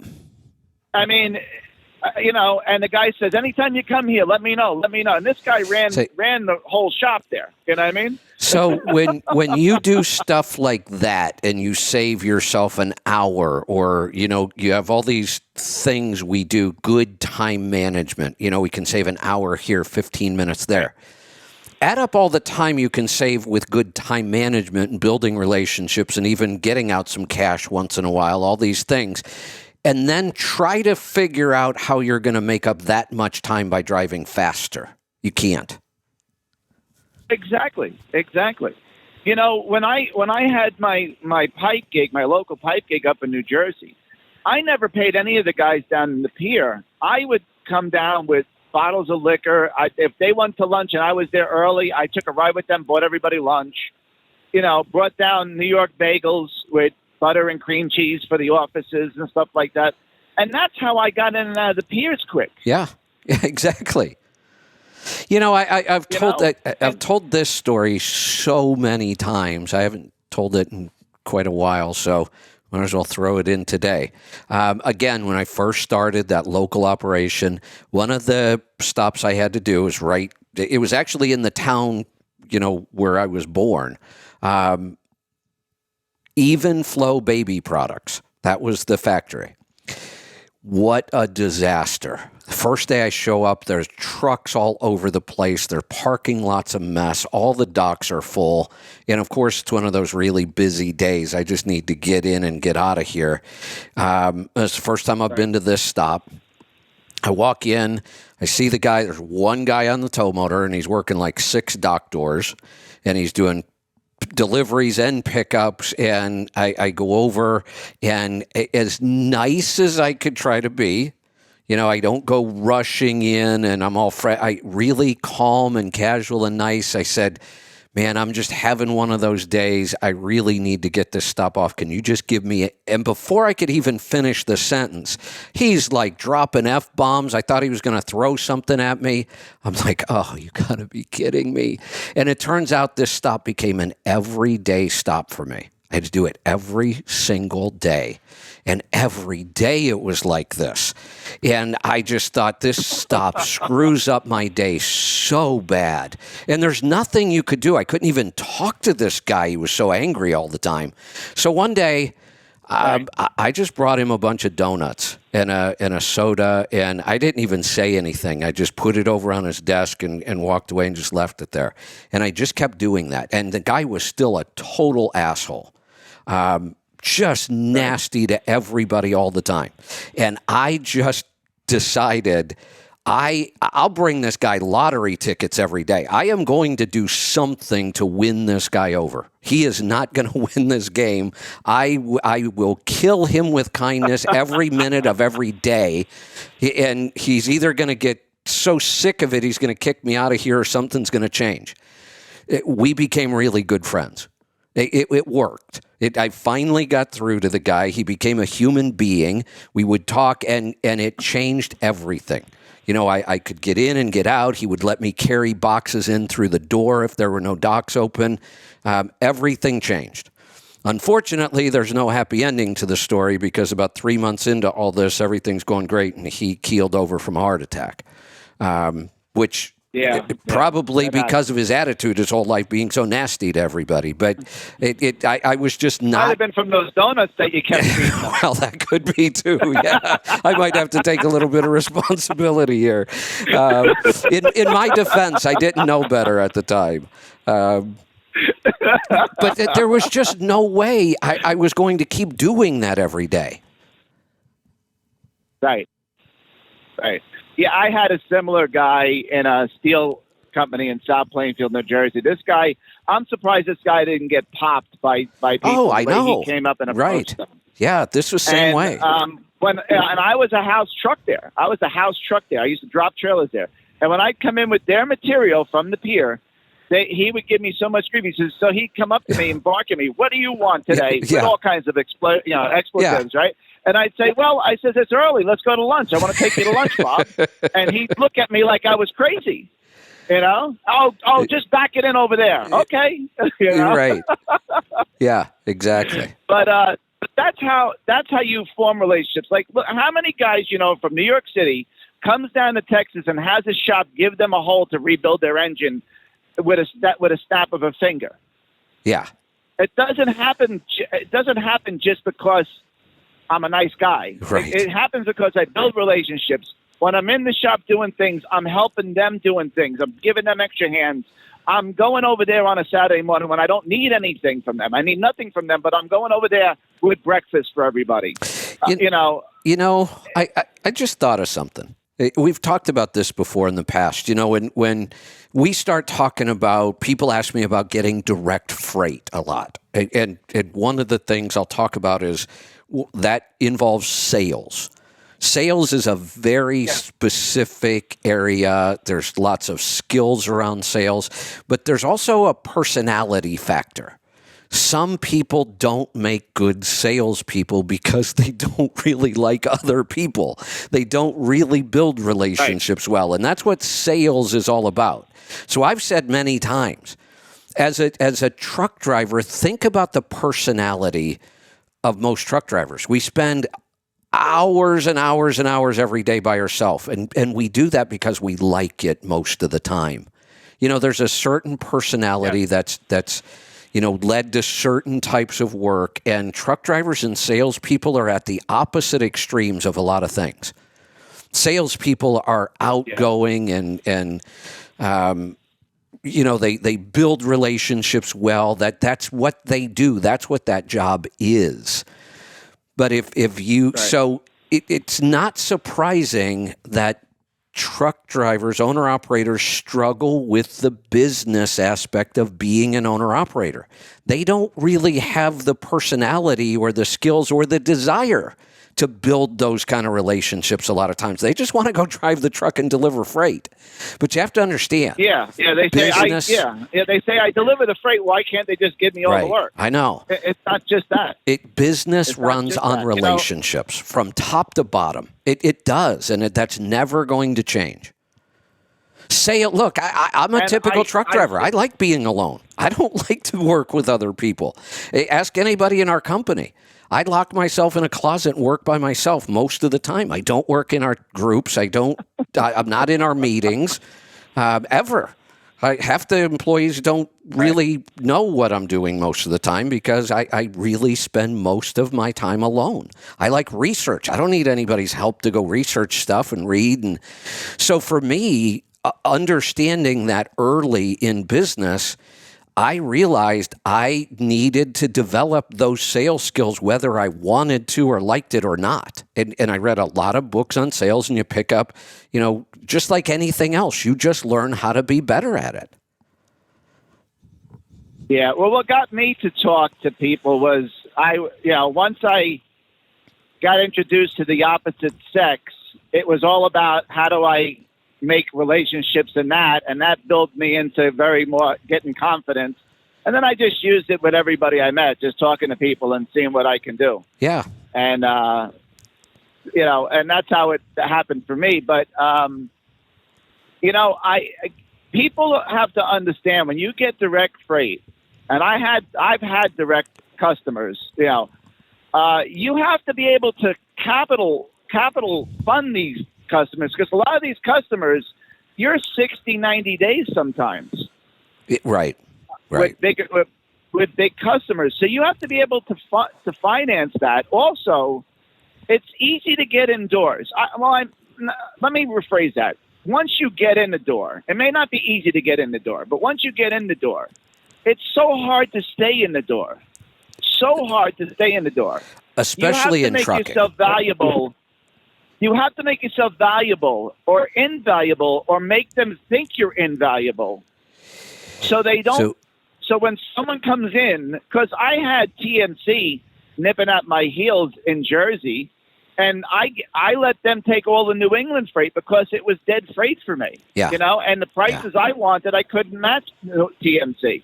So but it was a good mix. They could never do what I do, because I had relationships in other areas that enhanced my service to my customer, Yep. And so I made myself invaluable to them. And so when someone came in, they couldn't really accomplish what I did. Yeah.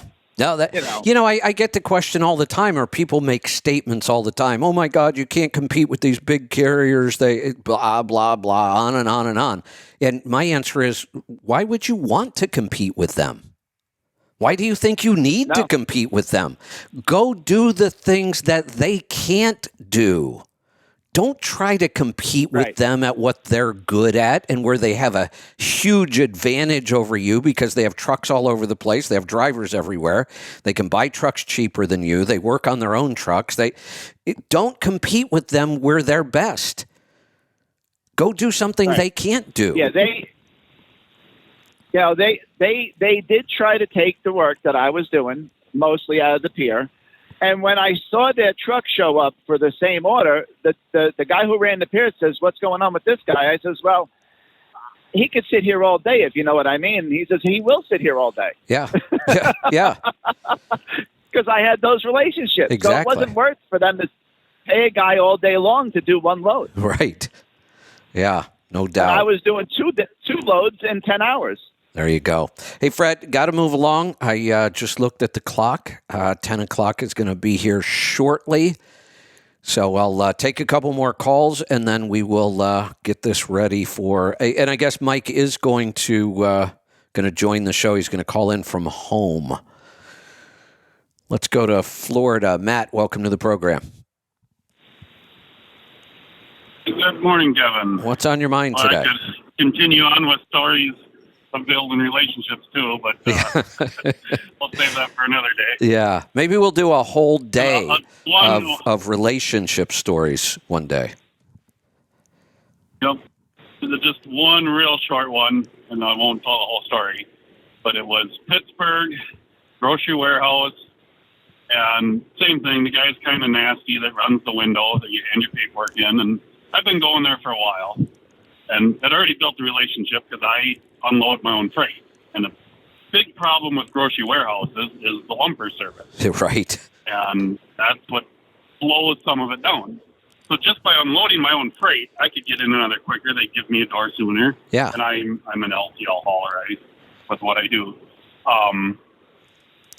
Christmas, brought him a whole big box of chocolates for the whole office.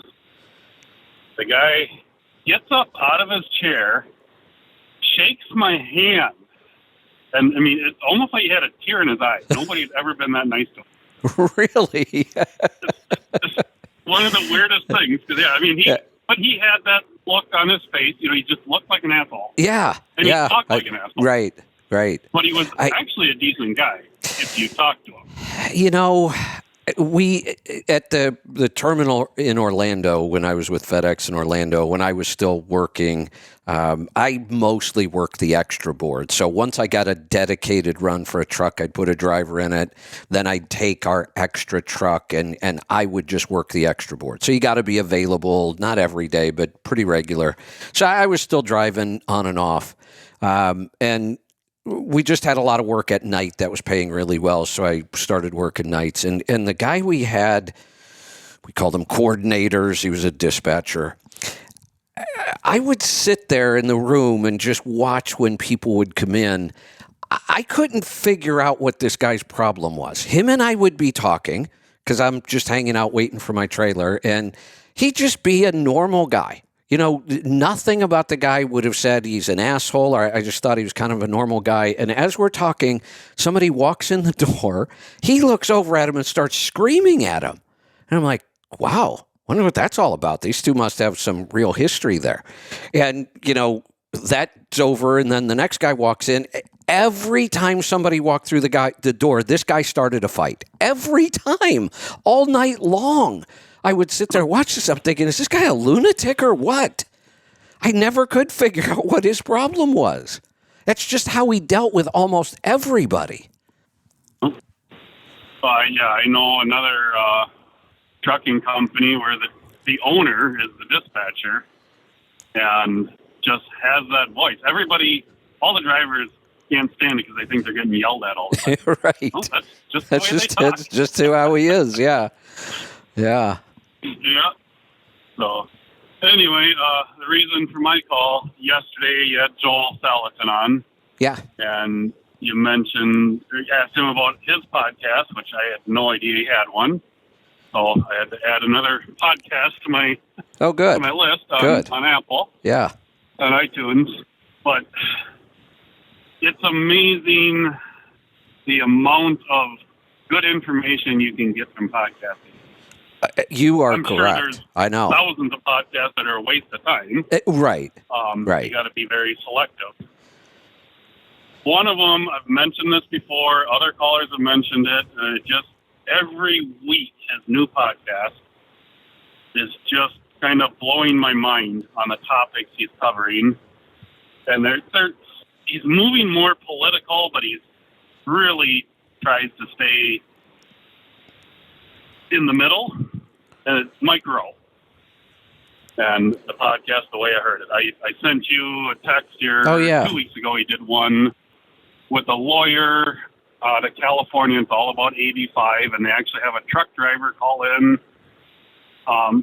It's about 85, but the majority of it is they're on the trucking side or transportation side. Okay. Just very fascinating information.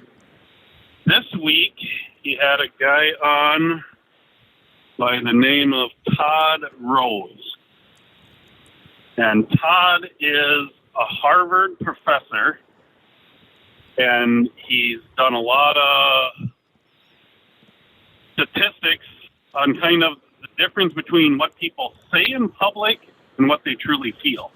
Okay. So if you have somebody do a survey in person, either online or in paper or, however, they'll answer one way, but if they do it orally with a group of people, their answers will be completely opposite. Interesting. And he kind of goes down the road, with where the left is going these days. And the whole pandemic and mask, and, a lot of people just go with the flow. Yeah. Even though they completely disagree with it. Yeah. Yeah, that certainly seems to be the case. Yep. So yeah, this newest book coming out, this Todd Rose, Collective Illusions, and that's basically the science why we make bad decisions. But he's got a previous book out called The End of Average. And I haven't read any of these books yet, but I'm, adding them to my list. I'm putting them on my list right now. I'm not sure why. I'm so far behind on books right now. It's not even funny, but I might as well just load up a couple more on my Kindle. I'll eventually get caught up and I'll get to them. Winter time is usually when I do a lot of reading, but for some reason lately, I don't know. I think I'm just wearing out. I think I'm just using all my brain power on projects right now. And by the time 5 or 6 o'clock rolls around, I just don't feel like reading. So I haven't been. I'm getting way behind. So hopefully I'll get back to some reading here. But I put this one on the list. Sounds interesting. Yep. So yeah, for outside of listening to your show as number one, then people really should be in the podcast. And like I say, Micro, The Way I Heard It is the name of his. Podcasts are really kind of like the new audio books, and in some ways they're even better. When I had Joel on yesterday, and you were talking about that, and I mentioned that he wrote that speech for the college that he gave, and then he turned it into a blog post, and there's so much good material in there, it should almost be a book, but it's too short to be a book. So this is where, podcast really come in, and I think you could probably, if you get picky, like you said, it takes some time to go find the good ones, but you get some good ones, you're going to learn far more from podcasts than you will from audiobooks even. The problem with books is that in order to publish them, there's like a sweet spot for how long a book should be. You don't want it to be too short. You can't make enough money. You don't want it to be too long. It's too expensive to print and ship it. So we always get these books that are all about 300 or 400 pages. And how many books have you read where the really, really good stuff could have been in about 60 pages instead of 300? Everybody expands their book because they have to. And same thing even with authors we absolutely love that have written many books.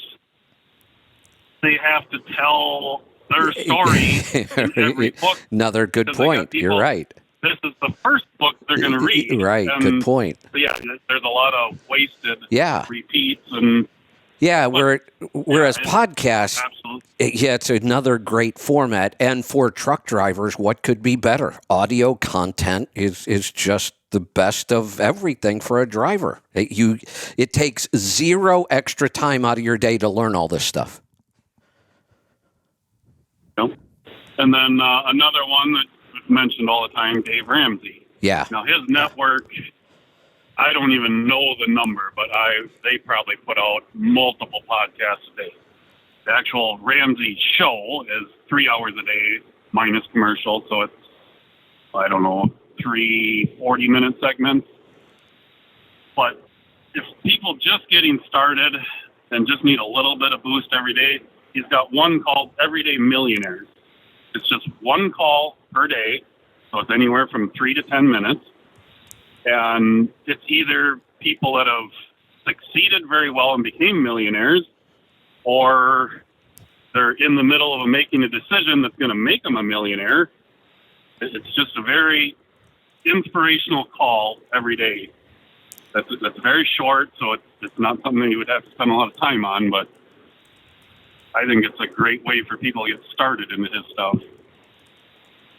Yeah, no, I really like that idea. In fact, I was thinking about something along those lines with the idea of not creating a new podcast with one call like that, but maybe every day picking the call of the day and, separating it out and maybe even posting it on Twitter every day or something along those lines. So, we're kind of doing the same thing. We're building our network, so we're looking for new shows and new segments and features.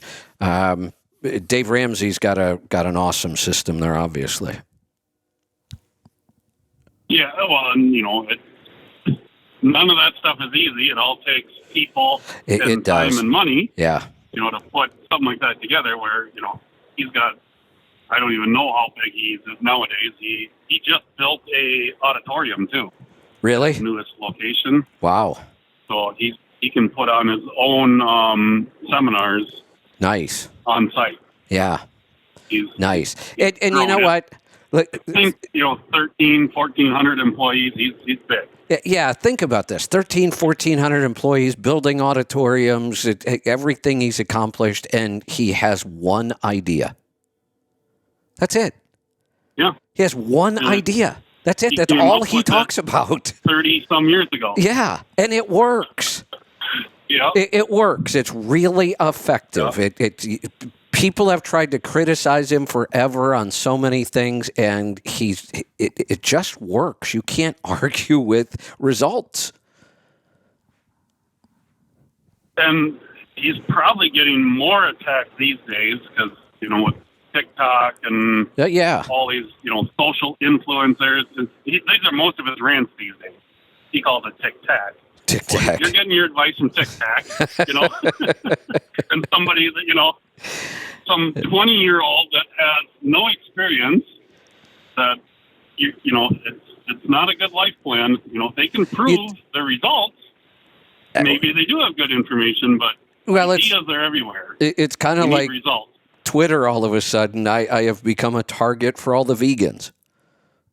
I don't know what's going on. It's kind of funny, though, but the vegans are just attacking me from all directions on Twitter all of a sudden. It's actually kind of funny, but you're right. It's all these really young kind of social media influencers with big followings, but no real good information at all. And I look at some of these people, I'm like, how the hell did they get 250,000 followers? I've been through all their feed. There isn't one piece of good advice in here anywhere. Yeah. Well, yeah, and that's, logically financial advice. You can, because I've seen some, or he even plays clips, YouTube clips, whatever, on his show. People, the bad advice they give. Yeah. And a lot of them are, Dave Ramsey's advice is outdated because, for how long have we been in the 2 and 3% mortgages? It doesn't make sense at these rates to pay off your house. Okay. Yes, it does. We could figure out all the math, and that can be true. Having a mortgage and investing in not paying off your mortgage on paper works. On paper. Show me people that have become millionaires by doing that. Right. It's find another an example. There aren't any. It's no different than our earlier conversation about driving faster. If you make it a math problem, you will be wrong every time. And the same thing with money and mortgages, and you can make it a math problem, and you will be wrong every time. The thought that you should be out there getting more of a mortgage and then taking that money and investing it is just horrible advice. Yeah, so he's got studies, the building wealth comes to do with paid for real estate. And we talked about, what's his name, Robert Kiyosaki a while ago. Yeah. And some of his horrible, that guy he's the complete opposite. He thinks the only way to get rich is to be deeply in debt. Correct, yeah. And that's why I've always been so against his advice. I've never liked that guy's advice from his very first book. I couldn't believe how big he got and how big he still is. And now he spends all his time telling people to buy gold and silver on TV because silver's cheap. That's why he likes it. And even his stuff, though, technically, you work it all out on paper, it could work. Correct. And yes, there are a few people that have become millionaires by zero-down real estate and financing everything. There have been. What you don't hear is that's 0.0001% of the people that try it actually succeed at it. Wasn't that... Majority of the people fail. Wasn't that Dave Ramsey's problem in the beginning? Didn't he do exactly that? Yep, he did. He, in his early 20s, became a millionaire with $4 million worth of real estate, and then the bank laws changed, and And he had to refinance and couldn't. And if I remember right, he was a finance major. I believe so, yeah. He has several letters behind his name. Yeah, I'm pretty sure when he did that in his 20s, he was a finance major. So it wasn't like he didn't understand money and finance and all those things. He did. And it worked for a while. And I'm sure it was pretty impressive to see him at that age making that kind of money. But we saw the end result. So there's somebody that has done it both ways. Most of the people who criticize them have not done it both ways. Nope. I just looked at the clock here, talking about results. Mike Beckett, I'm sure, would love to share more results on Good Tire Wear. Yeah, they're texting me. They're ready. So I'll cut you loose. I've got one more call I'm going to grab, and then we will turn this over to them. Travis, go ahead. Yeah, I'm a long-time listener, and I got my own authority a couple of years ago, and I didn't really focus on my fuel economy. And I know all this stuff is out there as far as tire pressure and like trailer gap and stuff. Where would you rent? You guys always talk about running high tire pressures, and then Michelin's got charts out there that show, like on steer tire pressure, they want you to run at like 95 pounds if you're not running 1,000 pounds on your steer tires. Yeah, so let me address that pretty quickly because we've had to deal with this for a long time. Ideally, when you see those charts from a company like Michelin, when you're at this weight on this specific tire, use this specific pressure, and they have worked it out so that pressure with that weight, and this would be a great call for Mike. He could probably do a much better job. They've worked it out so when you have that much weight on the tire, you use that much pressure and it will give you that perfect footprint.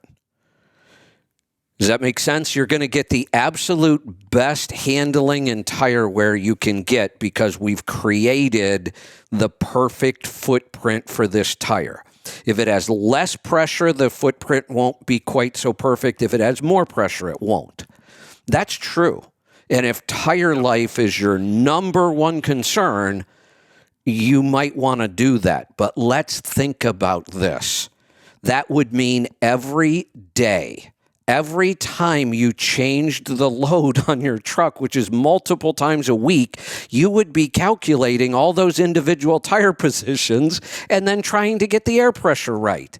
Who the hell's going to do that? That's not practical. And we know that if we just take reasonably good care of our tires, we have drive tires lasting 300,000 miles or more. So is getting a little bit more tire life out of our tire worth it for all that work we would have to do to get the pressure right all the time? So if that's not going to be our method, and it's not for me, there's no way I'm doing that kind of work to figure out what tire pressure should be over and over and over. If I'm not going to use that method, then the next method I'd look at is the more air I put in a tire, the better fuel mileage it gets. The more air I put in a tire, the longer it lasts. All of our problems are caused by underinflation, never overinflation. So if I take all that into account, I'm just going to run pretty high tire pressure all the time. So on a standard 6x4 with duals, 110? Sure, you can run 110. You could also run 80. As far as tire wear goes, it's not going to matter much. It will matter for fuel economy. The downside, the ride will get rough. You'll notice it. You start getting, up to 110, 115, 120, you'll feel a stiff, bumpier ride. And I've said on my coach, I do the opposite. I run my tires soft on the coach. I don't care about fuel economy. Sucks anyway. I care about the fact that if I get those tires too hard on the coach, you start breaking stuff. Okay. All right. Nope, that's what I had. All right. Thanks. I've been running my drive tires at 75, but I'm going to bring them up to 110. Run them up and watch what happens to your fuel economy, and then find your sweet spot. If the ride's too rough, back it off a little bit. Lots of those things we can do for fuel economy. So, all right, I'm going to wrap this up. Mike and Kevin Beckett are standing by. This will take us all of about 3 minutes or so. So don't go away. I will close out this show. We'll open up another show, and you will be listening to Mike and Kevin Beckett in just a couple minutes, so stick around. Be safe, be profitable, be fit and healthy. Always do the hard work and master the journey.